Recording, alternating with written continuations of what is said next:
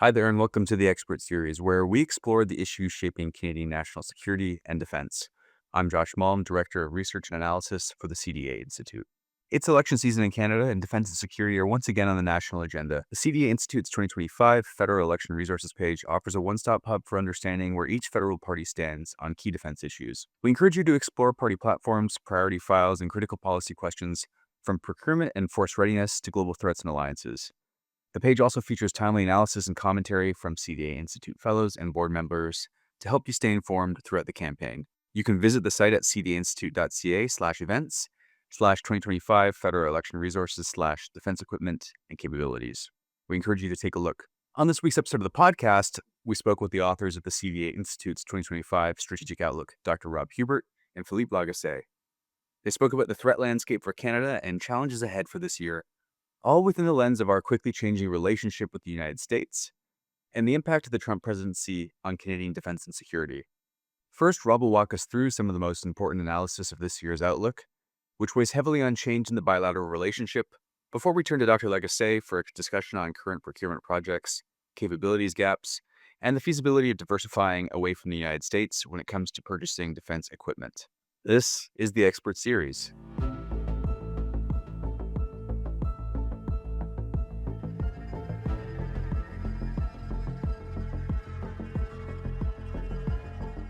And now, as you may know, Dr. Huebert recently penned for us the CDA Institute's 2025 Strategic Outlook. And that's what we will be talking about and discussing today. Now, Dr. Hubert's outlook looks at a lot of challenges for Canada that have been discussed before, such as continental defense, Arctic security, the Indo-Pacific, procurement, and the bilateral relationship. But I want to say that for this edition, he really looks at all of this through the lens of our, to say the least, rapidly evolving relationship with the United States and taking into consideration some of President Trump's remarks about Canada being the 51st state and, of course, the ongoing tariff war. Now, Dr. Huebert had the kind of monumental task of writing this as the situation was evolving rapidly. So we're very appreciative of him and his efforts on this outlook, and we're hoping that this discussion can be a great complement to that piece, and also maybe an update, because a lot of things have changed even since then. So Rob, thanks for joining us again for the podcast, and thanks so much for penning this year's Strategic Outlook. No, it's my pleasure. It was something that it was a challenge because events were changing so rapidly. But any of us that, of course, that even claim to be within the field of defense studies or strategic studies. We have to understand this, and so it gave me an opportunity to do a lot of thinking on issues that are always at the back of my mind. That's great. So why don't we jump into some of the some of the juiciest stuff in this year's outlook, the bilateral relationship and President Trump. And so you spent a lot of time kind of musing over how exactly we should interpret this pivot in U.S. foreign policy and this pivot in the rhetoric that the United States and the president have used towards Canada. So, I'll just ask you, how should Canada interpret Trump's rhetoric and policies towards Canada? Are they negotiation tactics, part of a broader strategy? Or is it possible that the U.S. actually seeks to incorporate some or all of Canada as the 51st state? I think the biggest problem that we're going to have to answer that very important question, and I really like the way that you framed it, is of course coming to terms with who is Donald Trump. One of the things that's becoming rapidly clear is that the Donald Trump of the first administration, where I think a lot of people thought this is how we need to understand this individual, this is how we need to understand his particularly governance system, and if you can understand that, then everything else flows from that. I think that what's becoming abundantly clear as we move forward is that he has spent the last 4 years just thinking about how much he was going to change how he was operating. And so, really, what we are left with is trying to decide what he is actually trying to accomplish. Now, the first one is, of course, is that a lot of people are saying you need to go back to the art of negotiating, the art of the deal. The book that he had someone write for him, and of course, he takes credit for it. But in effect, saying that what he is trying to do is so rattle everyone around them that both friends and enemies become so problematized by what he is doing that they give in to his demands. Sort of like, oh my God, he's insane. Sort of like the old cliche of the little person who walks into a bar, but then challenges all the biggest guys to fights because you don't know if he's got a gun, a knife, and so most people just sort of back off and okay, if I need to buy you a beer, I'll buy you a beer type perspective. And there is that possibility. The problem is, though, is looking at what he is actually able to do in terms of what he has already done, in terms of gutting government services, eliminating any vestiges of DOI policy, just in terms of the handling migrants. I mean, he's taken the action, and so I think that to say that he is just trying to rattle the audience, I think that he's indicated by his actions above and beyond his rhetoric that we need to take much more serious what he is in fact saying because he seems to have a much more focused effort to actually achieve what he's doing. And so that leads us to two other possibilities. The one possibility is that we need to take him at his word and that in fact that he does mean to form, if not necessarily bringing us in as the 51st state, some form of a pseudo colonized or associated state, a la maybe Costa Rica or something along those lines. I mean, I think the Americans that would be thinking about actual out and out annexation of Canada have to remember the what happened to them when they did the same thing with parts of Mexico back in 1848. And remember when they annexed that territory from the what had been Mexican territory into 7 new states, that really upset the existing balance that had grown between the state and the anti-state states that ultimately then facilitated an increase to the Civil War. And so to talk about Canada being the 51st state means you got a whole lot of people that are probably going to be voting like the California to a large degree, i.e. Democratic, and then they've got to be aware of that. So that's why I'm thinking, okay, outright annexation, there's a political cost, and that's what drives him. But that leads to the third option, and that is to turn us into a vassal state that we basically do whatever he tells us to do. He tells us basically we're not going to be able to hold on to the actual production of cars within Canada. Well, then we'll have to go into cars. Well, obviously, providing the aluminum and resources, we'll still have to do that. And so I think that the more realistic probability right now, and I'm seeing, I'm becoming more convinced this is what he wants, is that he wants to create a sphere of influence in the Western Hemisphere in which basically all roads lead to Washington, but all decisions, be it from Greenland, Panama, or Canada, that are policies very similar to the circumstances that the Finns found themselves after the Second World War when the Soviets introduced Finlandization, they didn't out and out take over the territory as they did in Eastern Europe, but Finland had to run all of its important policies through the Soviet Union. And I think that what we are seeing, because that becomes sustainable, if in fact that you are able to not necessarily take over, because the political ramifications domestically are huge, and there will be resentment, there will be resistance. I firmly believe that within Canada. So if you Finlandize us, if you basically turn us that everything has to be checked, you've got to control without the political cost. And I really think that is becoming clear. That is what he's thinking. And as we see him abandon Europe, and as I start seeing discussions very recently about whether or not they're going to abandon Taiwan, I'm just thinking his mindset is in terms of a fortress Western Hemisphere. And he wants control over that, and then basically everyone else can be damned. Well, Rob, if the idea here is potentially a sphere of influence, what does the U.S., Canada, and U.S. Russia, sorry, what does the U.S., China, and U.S. Russia relationship look like, respectively? It's chilling to think in terms of what it comes because remember, spheres of influence always don't care about what the individual states do within their sphere. And in fact, when we think of sphere of influence historically, those are the most authoritative states. I mean, you think of Sparta and Athens. I mean, I know, yes, Athens is supposed to create democracy. Tell that to the Helots that were all slaves within that region. You think of Rome and Carthage. You think, and so basically, a successful sphere of influence tends to also be a successful authoritative regime. And so, what I think, of course, and this is the part that gets so challenging for Canada, is as we saw in both the defense update and the Arctic foreign policy, Canada has finally recognized the real existential threat that Russia poses to our security. And then all of a sudden, now we have the United States that is going to be telling us increasingly, no, Russia isn't a threat.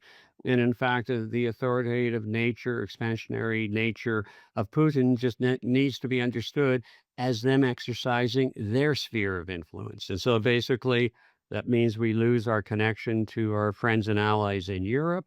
It means that how do we deal now that we finally recognize the rising threat and are told by the Americans, no, it's not the threat. So that is going to so complicate our understanding of our relationship with Russia. And let's be clear: if Russia has handed a victory in Ukraine, we know that that is a consolidation of Putin's authoritative governance. Full stop.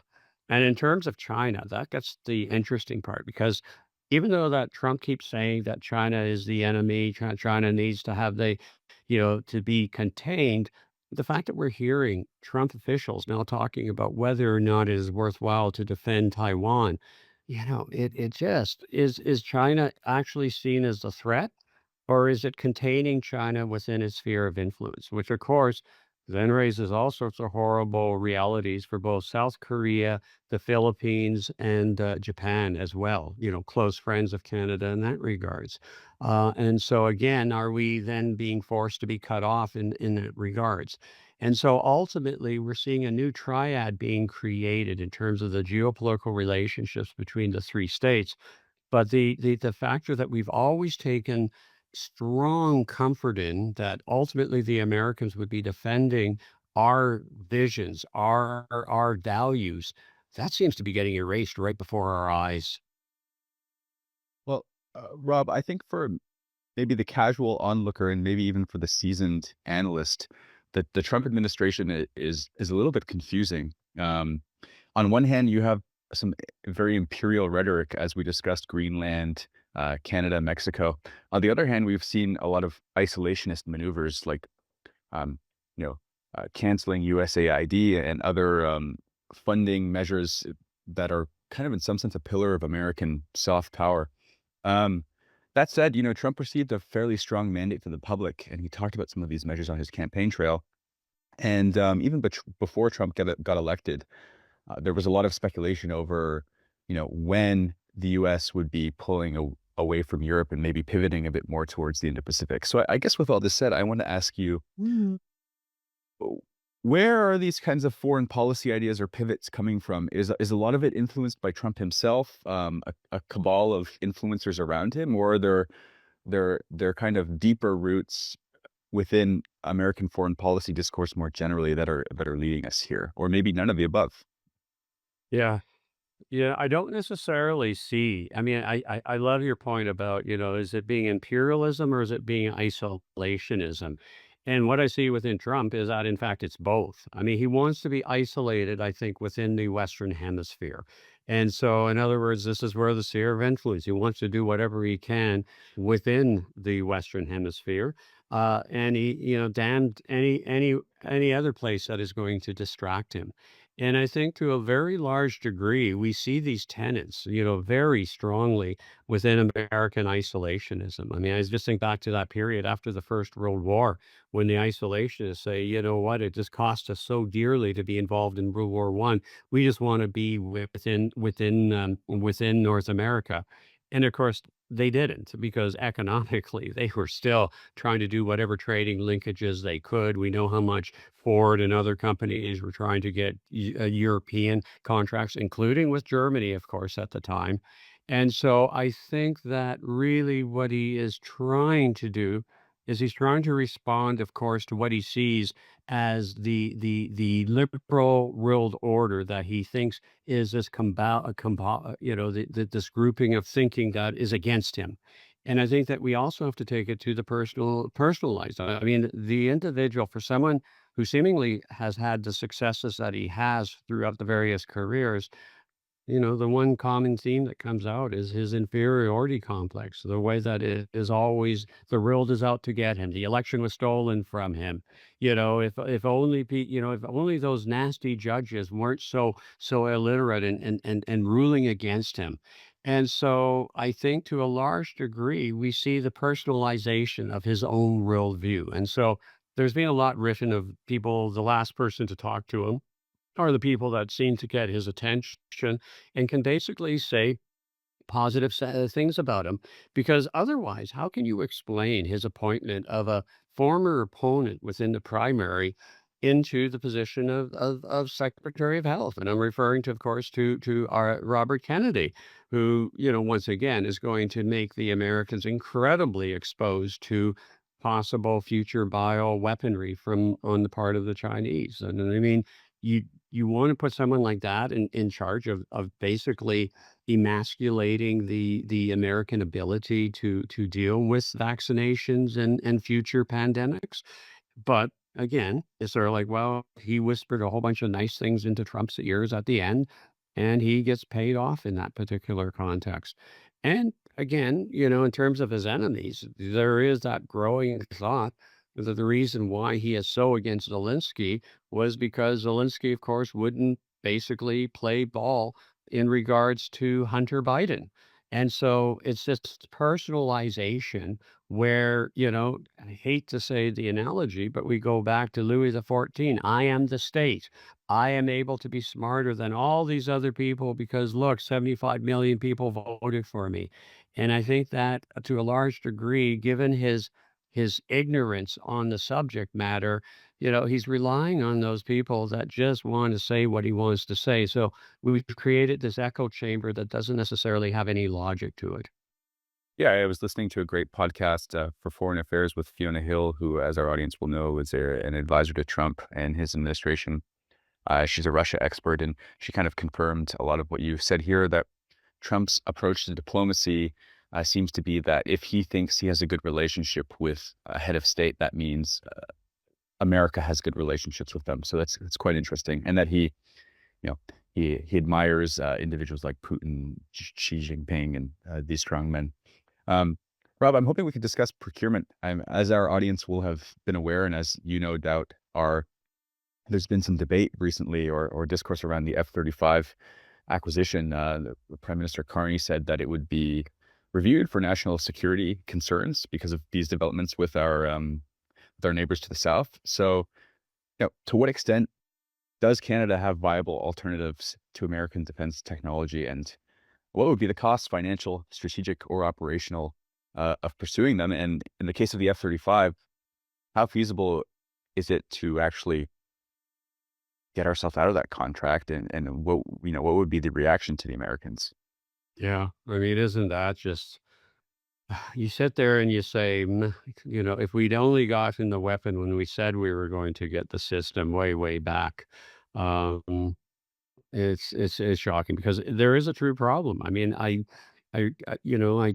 pay close attention to what Admiral Norman wrote in terms of the fact that, do we want to be this much of a vassal state under the Americans? And, the problem is, given the technology with the F-35, we always knew that we were going to be dependent on the American system, but we've always been dependent on the American systems as we have moved forward, just because they are the ones that are producing it, and we've always had total faith that our interests and values align. So it never was an issue in that particular capacity that we would rely on, say, some of their satellite systems for surveillance and communications wasn't a problem. And then all of a sudden, we have a state that is showing a willingness to simply cut off allies and friends.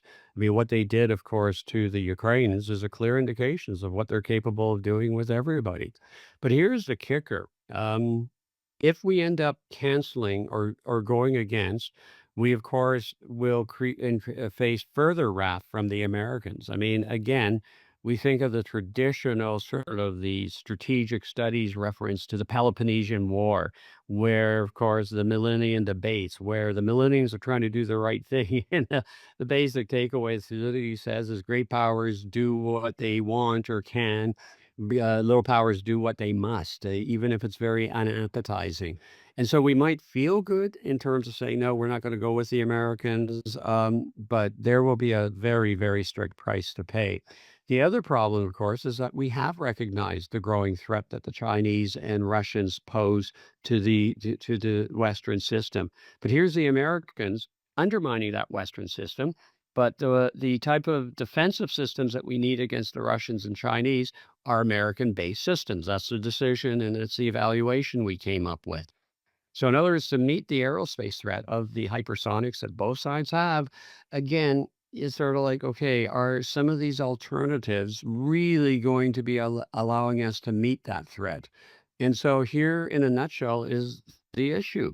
On the one hand, we're more sensitized than ever to the power that the Americans will assert over us, but it's always been there. But the problem is that their value systems seem to be moving so far away from us now. On the other hand, the Russian Chinese threat is not going to go away. And so, if nothing else, in terms of, say, being able to deter the Russian threat, particularly in terms of hypersonics and other of their more modern delivery missile delivery systems, you need that. And the third thing is, in Canadian traditions, we'll be creating two of our worst problems. A, if we do decide to simply take the 16 F-35s that we've already bought and then say go for the Vipen, we're running a mixed fleet. Our forces have been run down so much, any type of pressure like that is going to really hurt the efficiencies of us actually moving forward past the Trump period. And we have to put this also in the context. Trump right now will be gone in about 3.5 years. And so we won't even have all the F-35s in at that point. And so we've got to be cognitive of that. Having said that, is it impossible to think that Trump will try to change the Constitution and last longer? I'd say that that's a possibility. Is it a high possibility? This point, I'm not that worried about it, but I am worried. And so that remains an issue. Now, I think what will happen, though, will be a repetition of what we did when, of course, Kretchen canceled the EH 101 contract. And that is, of course, is that we then end up stretching out the decision period so long that by the time we actually get a fully functioning fighter capability for the Air Force to meet the current threat, instead of talking 2030, we're talking 2040, 2050, in which case I suspect the conflicts with these societies will have already occurred. So, in other words, what we're doing is really having a decision of having a minimal fleet in terms of being able to meet that in a political environment where Trump will probably be gone and hopefully the worst of his regime will be gone in a context. But again, we can't be certain on that. And so looking into the forward, obviously, it's really a choice of saying, do we just sort of grit down and say, okay, we need the full fleet because it meets the strategic threat?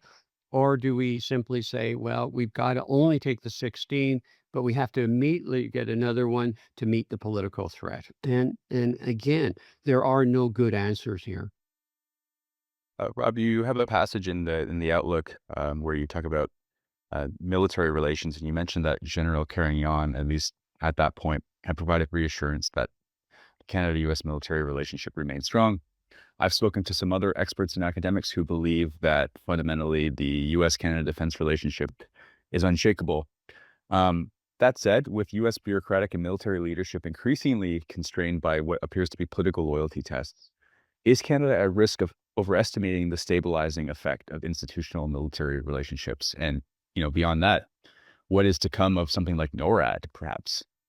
Yeah, I think we're in dire danger of overestimating. I think in terms of some of the cooperation that that the British and French and German naval patrols were able to develop. In other words, these were the Spanish, allegedly to protect Spain from interference, which of course it wasn't.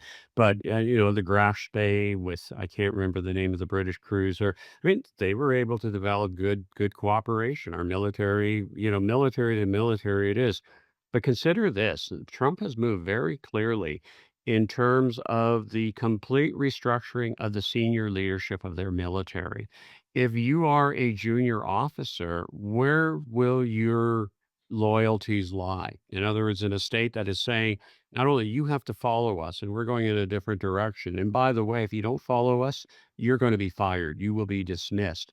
And furthermore, there are those that are suggesting, and I mean, the evidence is pretty compelling. Look at those senior individuals that, in fact, have been dismissed. It tends to be Americans of color, tends to be all the senior female leaders. You've got Pagan from the Coast Guard. You have the deputy commander of the Air Force. I've forgotten her name. Out of the four senior DAGs that were fired, I think two of them were women. So, in other words, there's a very clear messaging. And you think about the eliminations of all the narratives of anybody who is not a white male, the warrior ethos, in Trump's words, they're being eliminated. And so the question really comes to my mind. So, if this is the strategic culture that is now being formulated, forced upon the American military, do you really think that junior levels or even junior senior that have this good relationship with Canada are going to be able to maintain it over the type of power that is being brought forward? And I think that anytime that we think back from a historical perspective, whenever a professional military is politicized, military falls into line. I mean, there were those that said in 1933 when Hitler came in, and remember, he does change it from a military officers a state of loyalty to the state or oath of loyalty to the state to Hitler himself. We're seeing the same type of symbolism that is being conducted. And so the military will follow what they are being ordered in that context. And I don't think an ongoing long-term professional connection that has been there is in any means guarantee. I'm afraid history suggests very much the other way. And so what does that mean for NORAD? Well, again, it ties into the overall purpose of what Trump sees in terms of his foreign policy. If he is talking about an isolationist but hemispheric control of influence, then he's still going to need NORAD to maintain that, if not necessarily from the Russians, from the Chinese. And so I think that Canada will still have a role to play. The problem is that we've so badly hurt ourselves by not being serious about NORAD modernization when we should have been. Just think through in 2017 when we released Strong, Secure, and Engaged, and if we'd actually done what we had said we were going to do in that context, we'd be in a position where our military could be saying to the Americans, "Hey, look at what we're actually doing. Do you really want to have to redo and rebuild that all again by yourselves?"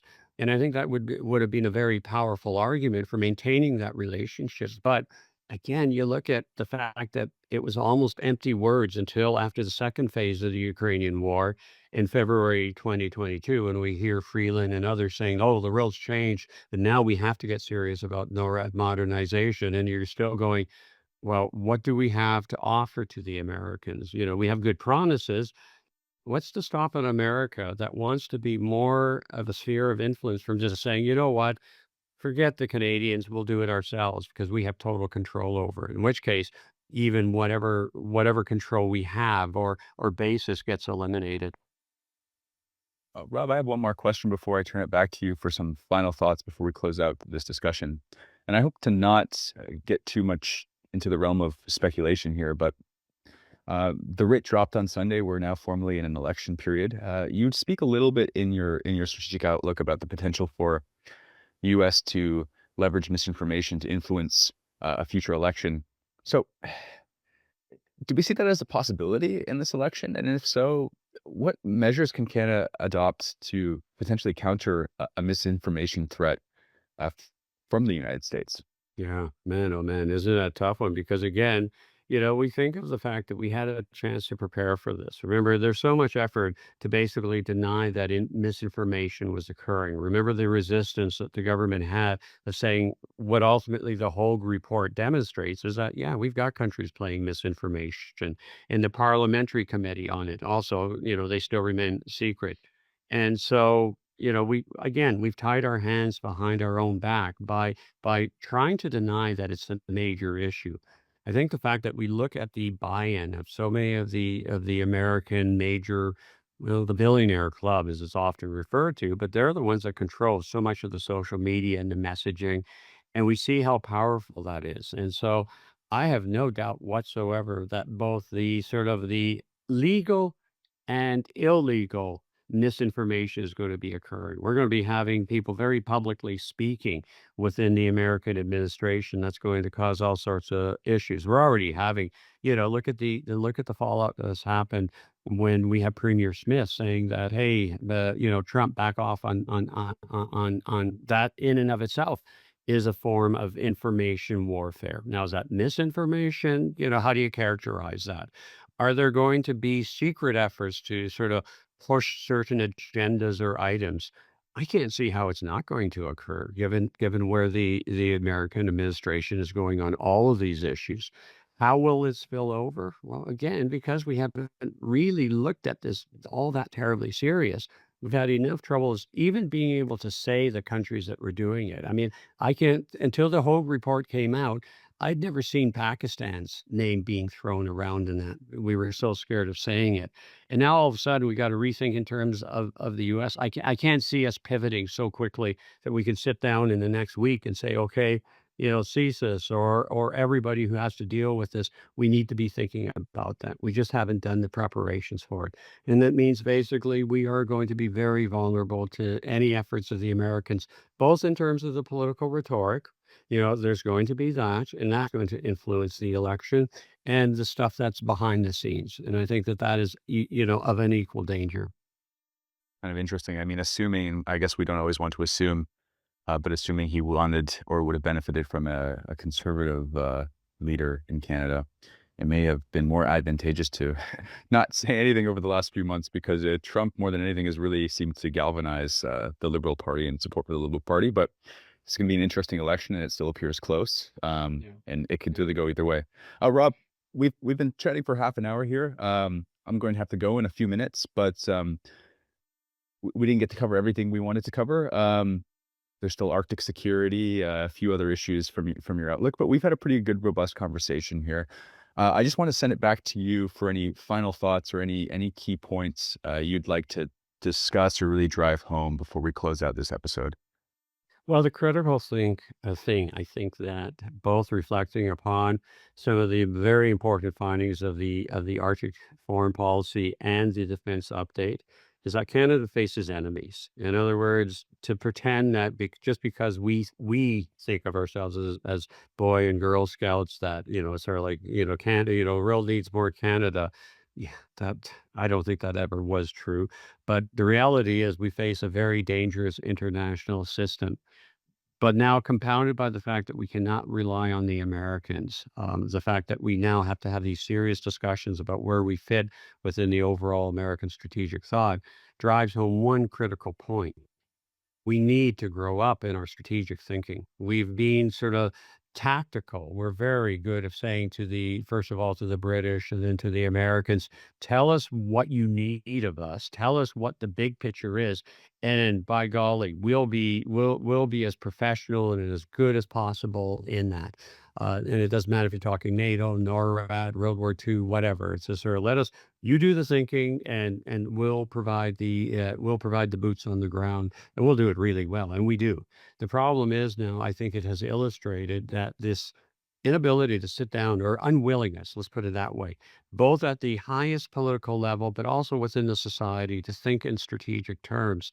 I think that if anybody is doubting the necessity of basically maturing in that, is being illustrated of this joint problem of having enemies on the outside, but now an unreliant United States. And I think that this is the real challenge moving forward: is how do we get that strategic way of thinking within political leaders and within the society, so that we can figure out, and that we are not just basically left at the vulnerability of both our enemies and at the changing developments within the US. I think that's a great spot to leave it. Rob, thanks for joining me for the podcast today. And also, I want to thank you once again for authoring this year's CDA Institute Strategic Outlook for 2025. To our listeners, if you have not read it, It is a short, punchy, very bold, and extremely timely piece. And I would encourage you all to read it because Dr. Hubert's predictions and analysis are becoming more So the second relevant half of today's with pod will each turn to a passing day. conversation I had with Philippe Lagassé that covers some of his contributions to this year's outlook, as well as some reflections on the impacts of tariffs and of the Trump administration's policy decisions and rhetoric for Canadian procurement projects and acquisitions.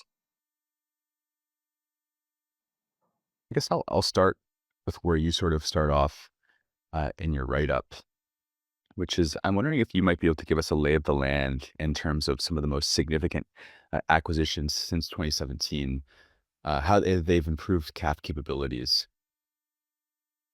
Sure. So it's important to realize that there has been a major recapitalization of the Canadian Armed Forces underway for nearly a decade now. And this has included everything from future fighter capability to Maser, which is a capability for the Special Operations Forces, surveillance capability, new drones, the Predator drones, uh, air-to-air refueling and VIP transport aircraft, the AOPS, the JSS, which is eventually going to be coming onto the line, uh, a a number of other capabilities for all three services. So this is moving forward, satellite capabilities of various sorts. When you look at all the initiatives in Strong Secure Engaged, a number of those initiatives that were listed there are either moving forward or have made significant progress. I would say most of them are now underway. Some of them may have been altered in terms of their scope and whatnot, but the overall recapitalization is moving forward. Now, is it enough? That's an entirely other question, but I think it's important to realize that there has been a major recapitalization underway. So there's been this major recapitalization, as you said. And despite this, I'm wondering if you might be able to quickly touch on what are some of the capability gaps that remain unaddressed. So, as we saw in Or North Strong and Free, which came out in April 2024, that was meant to complement both Strong Secure Engaged and NORAD modernization, which had been announced. And Our North Strong and Free addresses issues around largely extending the life of certain capabilities in anticipation of others coming on the line. So I think the biggest piece that we see in Our North Strong and Free is an investment in the Halifax class frigates, recognizing that the Canadian surface combatant is still a ways away in terms of being delivered. So maintaining that capability was pretty critical at this juncture. And perhaps the most interesting and important one that we've seen move since Our North Strong and Free came out was the Canadian Patrol Submarine Project. Now, Arno Strong and Free indicated that that was under exploration, but it has since moved into a request for information from bidders, and it seems to be on an accelerated timeline.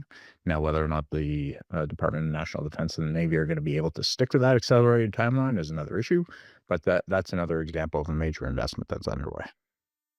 Well, thanks, Phil. We've chatted about this many times on the podcast, but maybe for those just tuning in who'd like a lay of the land, what would you say are maybe some of the key or biggest obstacles preventing meaningful procurement reform? And how likely is it that some of these obstacles can be overcome in the near or medium term? I think it's important to recognize that Canada has the procurement system that it wants. Um, I think we've discussed it in many other iterations, but it really is the rules exist because the rules are what people choose at the highest levels to have as the rules. So those rules do impose a significant amount of process, oversight, trying to ensure value for money, trying to reduce legal risk, trying to ensure open and fair competition wherever possible. So all this is in place, and there has been a procurement reform effort underway. It may bear fruit soon. We'll see. But my understanding is a lot of the resistance that we're seeing to meaningful reforms still comes largely from central agencies, finance and treasury board, who are resistant to procurement change that would give too much discretion to operational departments that are trying to move files forward. So there's still quite a bit of concern as controlling costs, ensuring value for money, protecting against legal risk, and any project or reform proposal that heightens that risk, heightens those costs, creates questions about open and fair competitions. That all gets pushed back. So my sense is, in the absence of legislation from Parliament giving discretionary authority to cabinet or to a particular minister to really operate, notwithstanding some of these procedures and treaties and other laws that we have in place, I suspect that the procurement system is still going to be the one that we have. Well, thanks, Bill. I'm hoping we can shift to the 2% discussion for a little bit. Um, we've been talking about Canada's need to hit 2% defense spending for some time, and the timelines have gone back and forth a bit. Now there are so many uncertainties potentially impacting even further the extent to which we might be able to reach 2%, let alone the fact that now many consider 2% to be a floor to an even increasingly higher ceiling. So I would ask, how realistic is it for Canada to reach that 2% of GDP defense spending target before 2032, especially given potential fiscal and political constraints that we're seeing emerge? Canada can reach the 2% of GDP either by 2030, 2032. You could even technically reach it by 2027. The Defense Minister, Bill Blair, has already hinted at the fact that it could be possible. There are plans in place to do that. Where the money comes from, I think, is a big part of the issue, right? It's going to come from really just a few places, either greater deficit spending, increased taxes, or cuts to other programs. So those are your three choices. To your point, I think there's a bit of an uncertainty here around how much money is going to have to be spent to deal with the trade war with the United States, how involved the federal government is in supporting workers and industries that are suffering on account of that trade war. And if that trade war extends over a longer period of time, what that does to productivity, GDP growth, the tax base generally may have an impact. But there's an irony here, which is that if Canada's GDP growth suffers, then reaching the 2% is somewhat easier because your relative ratio between what you're spending and what your GDP is then suddenly shifts. So if your GDP isn't growing as much and you're spending more, then you may have an easier time reaching the 2%. But suffice to say, I think our allies and everybody within Canada, that's the goal isn't just to see it as a numbers game. I think there is a desire to really have meaningful investment and capability. Do you know to what extent I mean, we of course don't know how long a trade war with the United States could go on for, given President Trump's sort of frequently changing mind, I guess, to put it maybe somewhat politely. Do we know to what extent a prolonged tariff war could impact some of these procurement projects more generally, especially scenarios where we're buying from the Americans? I think the trade war with the United States is likely to have several impacts on Canadian defense procurement. As we're seeing, the Prime Minister, Mr. Carney, has already directed Defense Minister Blair to do a review of the fighter acquisition. So as your listeners will know, we've contracted for an initial 16 F-35s, but the full buy is 88. The Prime Minister is asking the Defense Minister to take a look at that, see if there are other options in lieu of spending more on the F-35 in light of what's happening with the United States. There may be other projects that are called into question because of the fact that the capability is American, and if that hasn't been delivered yet, or if there's a political will to put additional pressure on the big American original equipment manufacturers, Lockheed, Boeing, whichever, we could see that being affected. Similarly, prior to President Trump's inauguration, Defense Minister Blair hinted at the fact that one of the better ways to get us to 2% of GDP would be for the U.S. Congress to help us with foreign military sales cases, so FMS cases. That seemed to indicate that the Canadian Armed Forces had a number of potential projects that could be fulfilled by American capability. Is that now likely? I don't think so. I think, as Prime Minister Carney's directive to Minister Blair indicates, there is a great reticence now on the part of the Canadian government to spend more money on American capability. So that complicates the acquisition of capabilities quite a bit now. I'd like to touch on that a little bit more because we've seen a couple news articles and some people opining over the past week about the F-35 and whether or not Canada should reconsider that F-35 purchase. I mean, how realistic is it for Canada to maybe shift away from the United States in terms of its procurement projects, and with something like the F-35, like what am I trying to say here? I mean, there's concerns now about buying military equipment from the United States.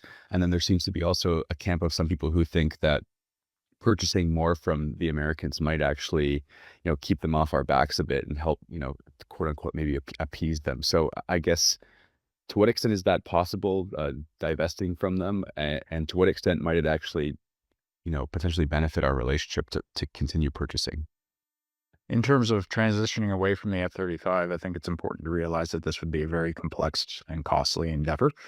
So the plan that's currently in place, that's ongoing actually, is a transition from the CF-18 fleet, which is really at the end of its life, to the F-35 fleet. And that includes infrastructure, it includes training, it includes munitions, it includes a number of things that are included in that. You're not simply buying a plane as you would a car and parking it in your existing garage. I mean, it's nothing like that, right?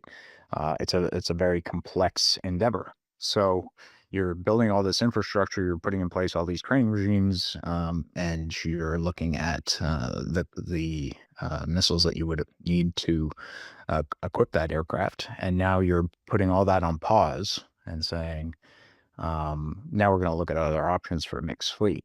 Some people suggest, well, given that the Gripen was the sole other aircraft that competed against the F-35, that you can just pivot and now buy a big buy of Gripens. I anticipate that would be more difficult than it sounds. That's not typically how procurement works. You don't say, well, we've decided that the plane that won the competition is no longer what we want, so we're now going to go to the second best option. That's the rules would need to be adjusted quite a bit for you to do that. And I suspect that the Eurofighter Rafale would want to say, well, wait a minute, what are your actual requirements now? Maybe this time we want to compete if your requirements are different. So there's a real risk here that we could really leave the Royal Canadian Air Force without a viable fighter capability while we're trying to figure out this F-35 transition or pause or whatever it is. So the risks here are pretty significant overall. Amidst all the sort of Buy Canada fervor and the that kind of national, national fervor we have right now, I think there's been a lot of talk about buying Canadian products, not purchasing American. And I think this seems to have bled into the discussion even about procurement. In terms of moving forward on procurement, I would say that there's really two camps. The first, which is our relationship with the United States, defense-wise, is never going away. We are on the continent with them. We will always be involved in the defense of the continent with the United States. And perhaps as a means of convincing the Trump administration to let go of this tariff talk, to let go of the annexation talk, what we need to do is show them that we're a stalwart ally and spend even more on American capability. So there's that school of thought which is out there, which is saying the way that you get out of this is to rope in higher defense spending and higher defense spending on more American capability as part of the package deal that you present to the Trump administration, right? Now, this rests on the idea that what the Trump administration is doing is trying to arrive at some kind of concession or some kind of investment from us or something. and that they're not serious around the annexation talk, and that the tariffs are a means to an end in negotiation with Canada. So that there's that school of thought that's out there.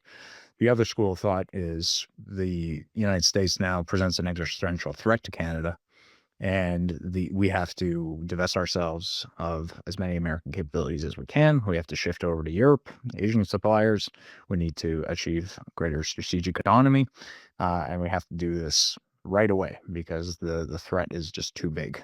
And then I would say my position, which is kind of a third way, a bit in the middle, is to say, look, you have to manage this transition smartly. Otherwise, you won't have much capability left, and you will spend billions of dollars on capability that you are going to divest yourself of.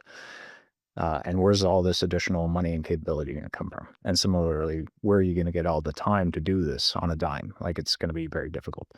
So you basically need to risk manage the capabilities that you have from the United States over the short and medium term in hopes of attaining greater strategic autonomy and other partnerships over the long term. And we see the Prime Minister already in Europe trying to build up some of these partnerships on the intelligence side. So I suspect there has to be a third way here where we say, look, it's not realistic to simply let go of all the capability that we required from the United States. We are so dependent on them, so dependent on everything that they provided, that building new partnerships with Europe, building greater Canadian autonomy is a goal. But at this stage, it's more of a long-term goal than a short-term goal. Oh, thanks. Hoping before we wrap up, we can talk about NATO briefly. I mean, how prepared would you say the Canadian defense establishment is for a potential U.S. withdrawal from or greatly reduced commitments to NATO were that to happen soon? I would argue that the Canadian defense establishment in general is just very committed to the idea that what is happening with the Trump administration is bluster or it's temporary, and that everything that's happening is not a reason to jettison or call into question the fundamentals of our defense relationship with the United States. So when you speak to people within the defense establishment, I think the message that we get is at the working level, everything's fine, and the working level will get us through this. We just have to weather this particular episode right now, and things will return to normalcy. And at the working level, nobody's seriously calling into question our cooperation. And this extends to NATO, which is, yes, the United States may walk away from Ukraine. It may want NATO Europe to be more self-sufficient and more autonomous, but it's not going to walk away from the alliance altogether. And here again, I think the message from those working at within the Canadian defense community is, at the working level, everything's fine. We will salvage this. We will get through it. The problem is, what if they're wrong? What if this is really the end? And all the other indicators that we have, namely that the president might simply withdraw or has demonstrated hostility towards a number of NATO allies. What would we do then? And I'm hoping that a good deal of thought is being given to what Plan B is. So I lied. One more question. And I think it's a big one. We've been kind of talking around it for much of this discussion. But in the 2025 Strategic Outlook, the CDA Institute put out, Dr. Rob Huebert kind of discusses Trump quite a lot, President Trump, and the impact that President Trump is having on alliances and on Canada. He kind of puts forward, and keep in mind, this is written maybe 3 weeks ago now, and we're in a constantly evolving situation, but he kind of put forward that there could be 3 reasons for Mr. Trump's remarks. That being that, as you kind of alluded to, it's a lot of bluster, maybe an attempt at negotiating. It could be that he wants to, both himself and maybe aspects of the administration want to kind of weaken or have more control over Canada. And finally, what was previously unthinkable, actual annexation. I'm wondering if, between any of these 3 options, you have an opinion on what Mr. Trump's calculus is, or if you think there's something else going on entirely there. I frankly don't know what the Trump administration's motives are. I see quite a bit of what I would call sane washing out there in the commentary. So particularly in the United States, if you read some of the big journals, Foreign Affairs, The Atlantic, some of the academic commentary as well, you have this idea that this is all part of either knowingly or unknowingly a grand strategic shift on the part of the United States, and that there's an inherent realism behind this. I have difficulty with that simply because, as a number of other commentators have noticed, if that's really the intent of the United States or the Trump administration at this point, a number of their actions are undermining those supposed objectives. It is difficult to square the idea that the United States is being hyper realist with the absolute gutting of its alliances, its influence, its reputation, and people, will make the argument, well, countries have interests, not friends. That's a very simplistic view of realism. If anything, it's reductionist. The reality is that having good alliances and good friends is an interest. Now, whether or not the Trump administration realizes that is another issue altogether. But currently, I simply have a lot of difficulty assuming that this is part of some grand design. I think this is a particular ideological project being driven by the president and certain people around him, and it is too difficult to predict where it's going to go. But I would really hesitate to say that this is part of some grand strategy. And as their neighbors, we get to be along for the ride, I suppose, for some time at least. Phil, thanks again for joining me today. We've glossed over a lot of big topics here. I'm wondering if you have any final thoughts or anything you'd like to add before we wrap up today. I would simply say that this is a period of great uncertainty for Canada and its defense spending, and I simply do hope that we have a fulsome debate around these issues during the upcoming election. Good to chat with you again. Nice to see you, and hope we can keep doing this. Once again, on behalf of the CDA and our board and everyone, I'd like to thank you once again for contributing to this year's Outlook. That brings us to the end of the pod. If you enjoyed today's episode, don't forget to subscribe to our newsletter and be sure to follow us on your favorite podcast platform so you never miss an update.